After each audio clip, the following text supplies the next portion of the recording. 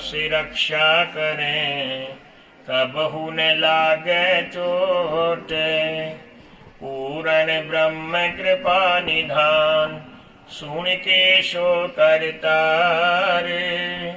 गरीब दास मुझ दीन की, रखियो बहुत संभारे।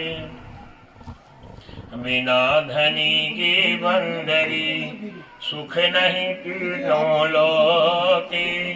चरण कमल के ध्यान से, गरीब दास संतोष। परम आदरणीय महापुरुषों, परम पूज्य स्वामी अतुल कृष्ण जी महाराज, सदगुरु के प्रेमी हंसों, माताओं, बहनों, नव वर्ष के अवसर पर संत नगर बुंगड़ी में परम पूज्य स्वामी लालदास महाराज जी के अवतार पर्व पर परम पूज्य स्वामी लालदास जी के ही परम शिष्य, परम विद्वान, वैरागवान, ज्ञानवान, विचारवान महापुरुष परम पूज्य स्वामी नित्यानंद महाराज जी के संकल्प अनुसार, हुक्म अनुसार बंदी छोड़ गरीबदास साहिब की वाणी के 21 श्री अखंड पाठों का ये समागम आयोजित हो रहा है। एक बार किए हों, 2 बार किए हों, 4 बार किए हों तो याद रहता है। महाराज जी स्वामी नित्यानंद रमताराम जी तो गरीबदास साहिब की वाणी के अखंड पाठों की लड़ी निरंतर चला रहे। लड़ी कहते हैं कि लगातार कई अखंड पाठ कभी हो जाए, लेकिन यहाँ तो लड़ियां ही लड़ियां निरंतर चलती जा रही। अपने इष्ट देव बंदी छोड़ गरीबदास साहिब की वाणी के माध्यम से जीवों को सद्मार्ग पर चलाने का ये बहुत ही सटीक और सरल रास्ता है कि सदगुरु जी की वाणी के पाठ निरंतर होते रहें। इलाका गांव का हो या शहर का, कुटिया हो या मैदान हो, महाराज जी का ये संकल्प निरंतर जारी है। बंदी छोड़ गरीबदास साहिब सदगुरु कबीर का अवतार छुड़ानी धाम में प्रकट हुए और फिर वही जोत श्री रामपुर धाम में सतगुरु ब्रह्म सागर भूरी वाले के नाम से प्रकट हुई। श्री जरूर साहब धाम में ज्योति ज्योत समाये सदगुरु भूरी वाले महाराज। इस दरमियान में सदगुरु ब्रह्म सागर भूरी वाले महाराज जी ने अनेकों ही पड़ावों की स्थापना की, अनेकों ही स्थानों का अपने पदों के द्वारा पवित्र करते हुए कल्याण किया और फिर छुड़ानी धाम की सेवा के लिए संगतों को प्रेरित किया। सतगुरु ब्रह्म सागर भूरी वाले महाराज जी अपार शक्ति वाले महापुरुष हुए, अवतारी पुरुष हुए। प्रकृति भी उनके नियंत्रण में रहती रही। बहुत बार ऐसा उन्होंने अपनी दिव्य लीलाओं से प्रदर्शित किया। सतगुरु ब्रह्म सागर भूरी वाले महाराज जी की ही तरह उनके बहुत से परम शिष्य अपार शक्ति के मालिक हुए, जिनमें मुख्य रूप से परम पूज्य स्वामी लालदास महाराज जी, जिनको रकबा वाले महाराज कहते हैं, क्योंकि लुधियाना जिले के रकबा गांव में एक जिमीदार परिवार में उनका अवतार हुआ। सतगुरु ब्रह्म सागर भूरी वाले महाराज जी के शरणागत होने पर उनको संपूर्ण ज्ञान हो गया। शांति के मसीहा के रूप में, त्याग मूर्ति के रूप में हम उनको जानते हैं। लेकिन संतों की महिमा वेद ना जाने, गुरु नानक साहिब जी की गुरबाणी में शब्द आता है। संतों को सर्वोच्च बताया है, सब संतन सरताज हैं सतगुरु अदल कबीर। सब संतों के सरताज सतगुरु कबीर साहब। और गरीबदास महाराज जी ने तो सभी संतों की उपमा की है। साध हमारे सब बड़े अपनी अपनी ठोर, और सकल संत प्रणाम कहकर बंदी छोड़ गरीबदास साहिब ने इतिश्री कर दी। दास गरीब संतन को सेव, 84 मिट गई शुक देव। संतों की महिमा का बहुत बार, अनेक बार वर्णन वाणी में आता है। इसकी वजह भी है, संत तो सर्वोच्च है, इसमें कोई शंका नहीं। संत जीव को सदमार्ग पर लगाते हैं, उनको प्रेम पूर्वक अपने हृदय से लगाते हैं, ताकि जीव को काल के झपेटे से जो पीड़ा है उससे शांति मिले। तो संतों की सर्वोच्चता पर कोई संदेह नहीं। संतों में अनेक विलक्षण गुण होते हैं। यहाँ पर संत मंडली विराजमान है, जिनको कोटि कोटि नमन करते हुए मैं ये प्रसंग सुना रहा हूं कि संतों में जहां अनेक दिव्य शक्तियां, विलक्षण गुण होते हैं, उन सब से ऊपर भी एक गुण और होता है। बंदी छोड़ गरीबदास साहिब ने वाणी में स्पष्ट किया है कि पारस और संत में बड़ा अंतर हो जाना। संसार में एक से एक कीमती पदार्थ होते हैं, लेकिन उनमें एक पदार्थ होता है पारस।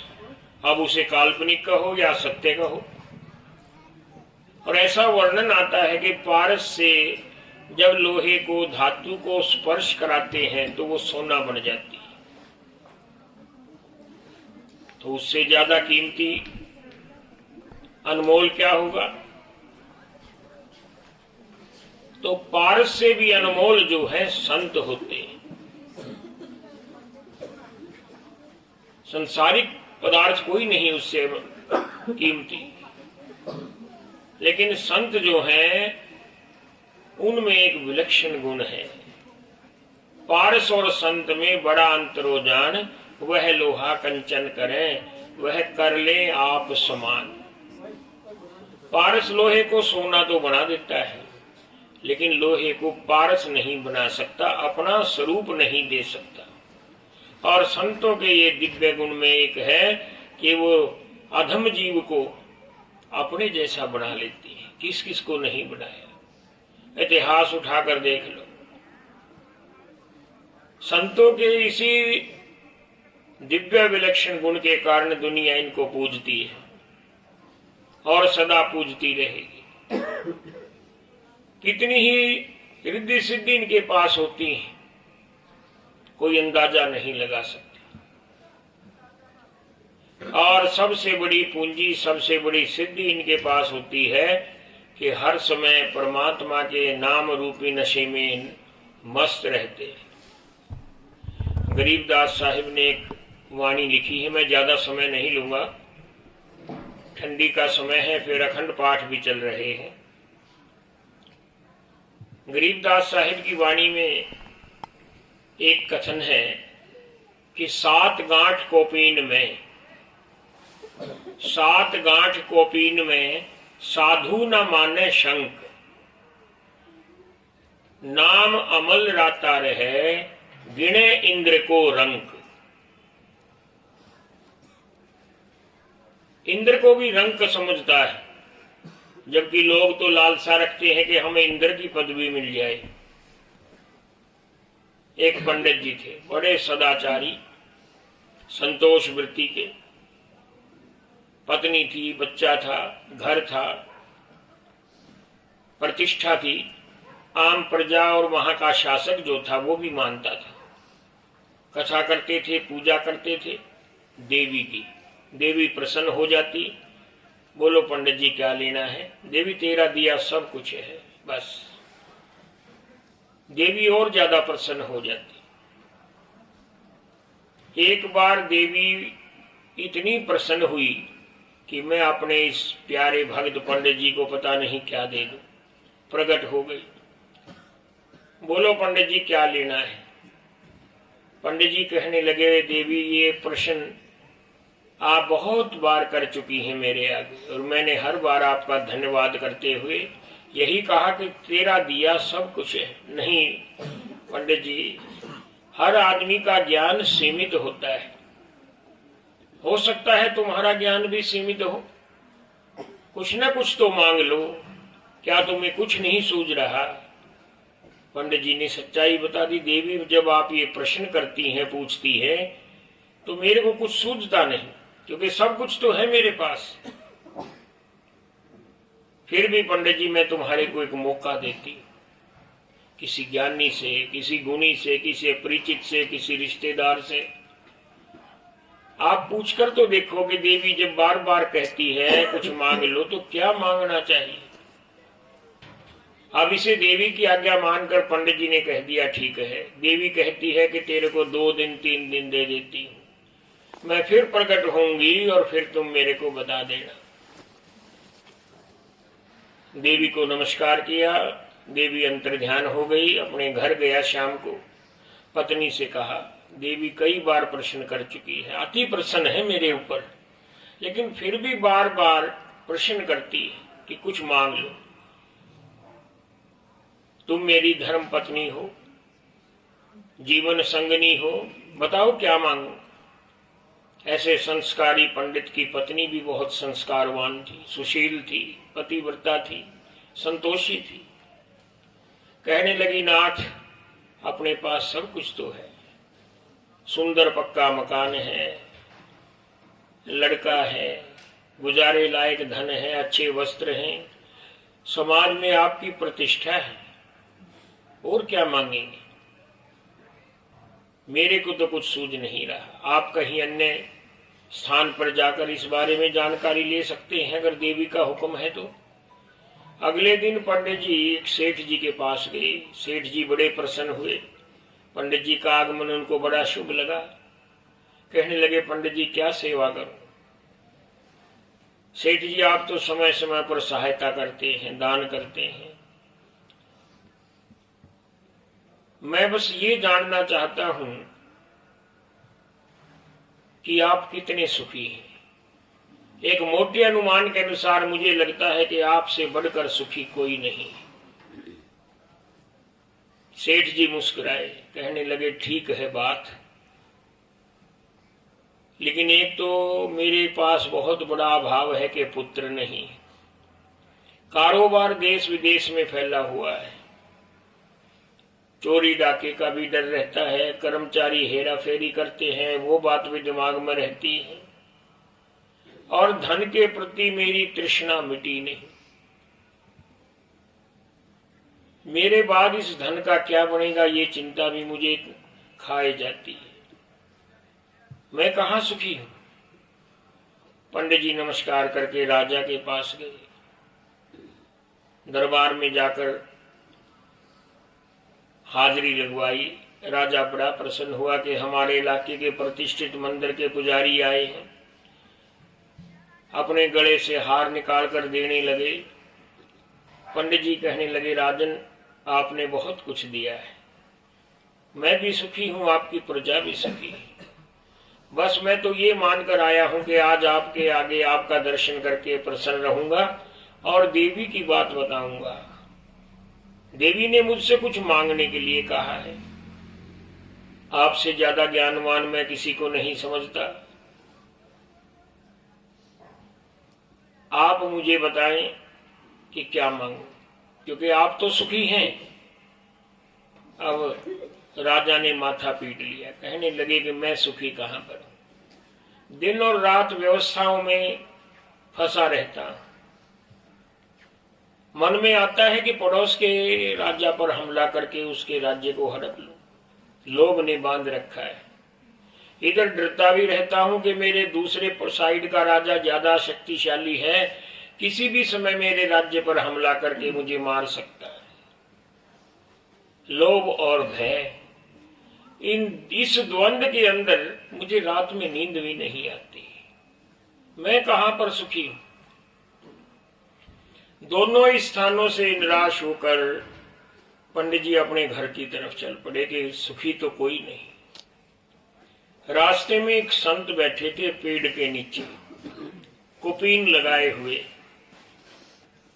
प्रभु के नाम में मस्त, दुनिया से बेखबर।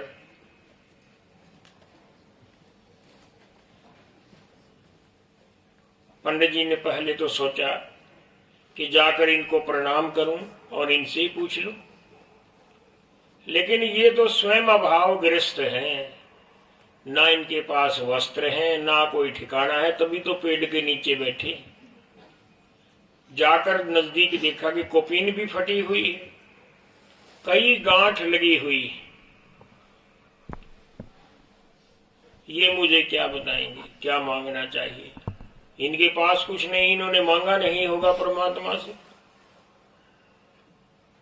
तो मन में निराशा आ गई और जैसे ही आगे चलने लगे तो संतों के दिव्य नेत्रों से तो कुछ छुपा नहीं था।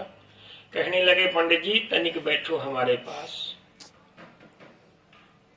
जलपान तो मैं आपको नहीं करा पाऊंगा क्योंकि मैं निर्जन स्थान पर हूं, लेकिन आपके मन में जो दुविधा है, जिज्ञासा है, उसके बारे में हो सकता है आपकी कुछ मदद करूं। अब पंडित जी आगे बैठ गए प्रणाम करके। जबान अभी खोली नहीं थी ये पूछने के लिए कि आप कितने सुखी हैं। तो क्या देखते हैं कि महात्मा जी तो परमात्मा के नाम में मस्त हैं और अनेकों ही रिद्धि सिद्धियां उनके पीछे हाथ जोड़कर खड़ी। महात्मा जी ने उनकी तरफ अपनी पीठ कर रखी, उनको देखते भर नहीं है। अब पंडित जी को क्षण मात्र में बिना बताए पता लग गया कि सुखी कौन है। सुखी वो है जो सुखों की तरफ पीठ कर ले, और जो सुखों की तरफ आकर्षित रहता है वो सुखी नहीं रहता। रिद्धि सिद्धि पीछे खड़ी है, महात्मा जी को परवाह नहीं।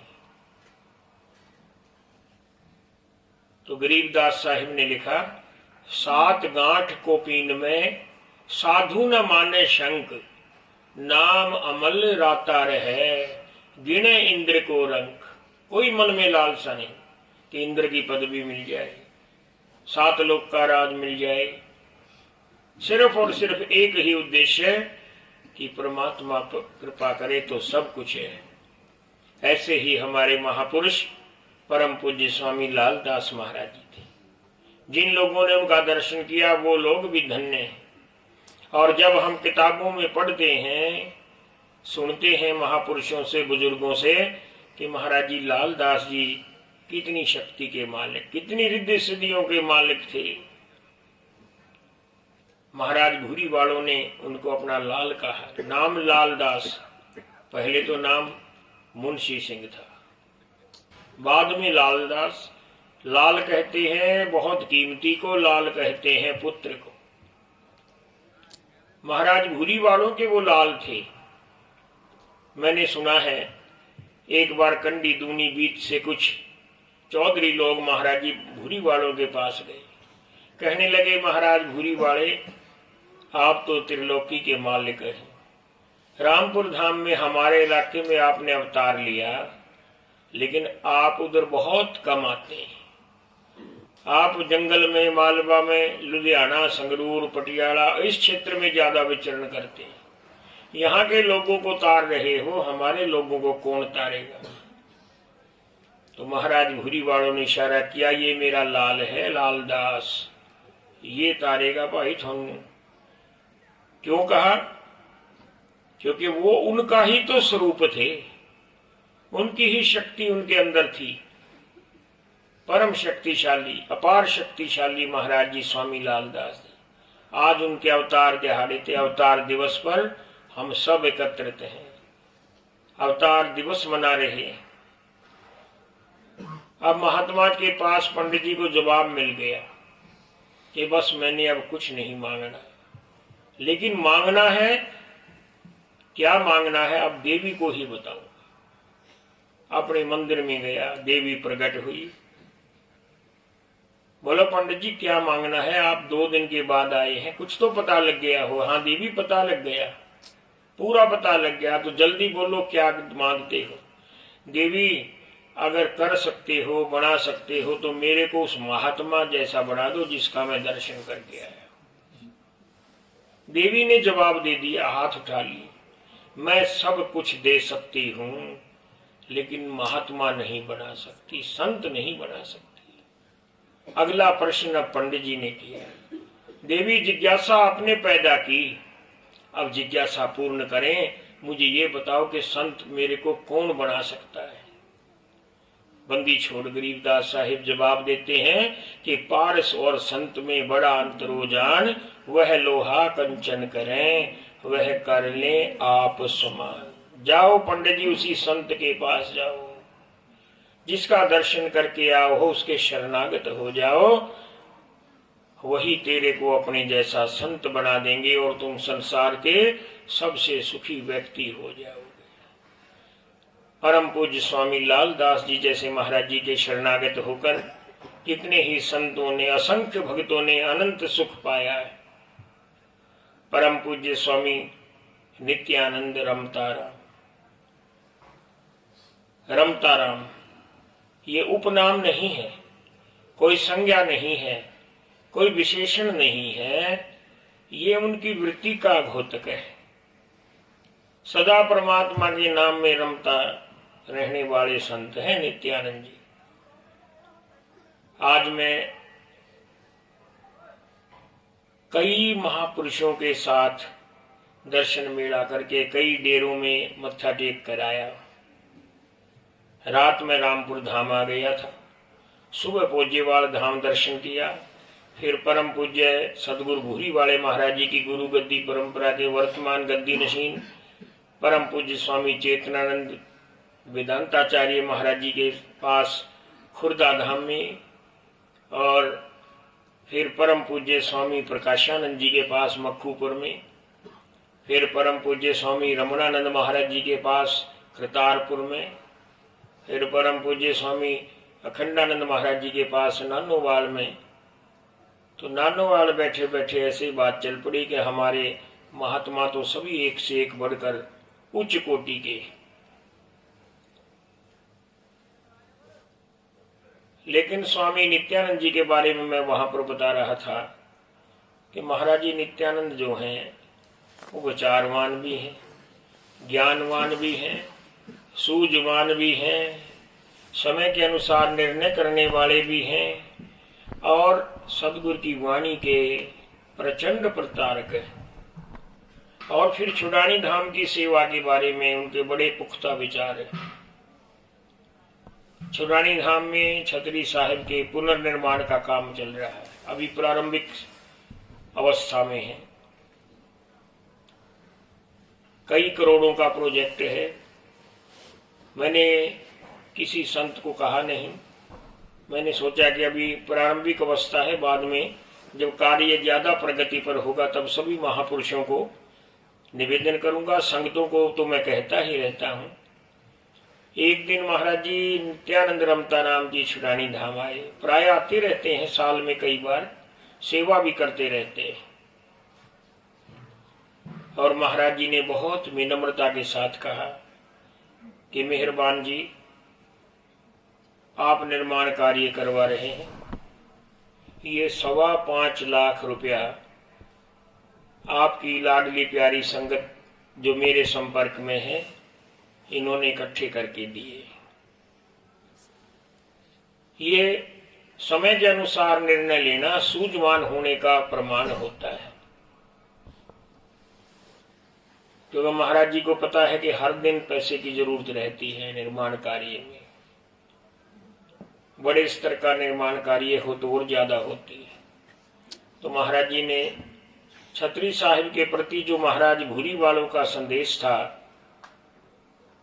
कि हमारा परम धाम छतरी साहिब छुड़ानी धाम है, जो वहां की सेवा करेगा उससे हम अति प्रसन्न होंगे। अपने भक्तों को यहाँ तक कहते थे कि जो छुड़ानी धाम की सेवा करता है उसको हम जम के हाथों में नहीं पड़ने देंगे। इससे बड़ी गारंटी कोई नहीं दे सकता। तो परम पूज्य स्वामी नित्यानंद रमताराम महाराज जी महाराज भूरी वालों के हुक्म पर 100% चलते हैं, ये कई बार प्रमाणित हो लिया है। मैं महाराज जी नित्यानंद रमताराम जी की सेहत के लिए बंदी छोड़ साहिब के चरणों में बारंबार निवेदन करता हूँ। और उनके परम शिष्य अतुल कृष्ण जी भी बैठे हैं दाएं हाथ में, और अब महाराज जी छोटे महाराज जी ये पहले से ही मेरे संपर्क में रहते हैं, कभी उत्तराखंड में कभी किसी जगह।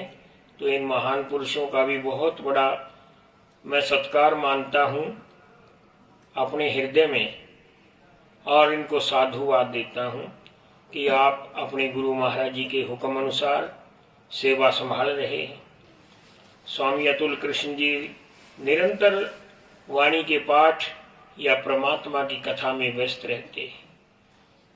ये गुरु भक्ति का और गुरु के प्रति निष्ठा का प्रमाण है।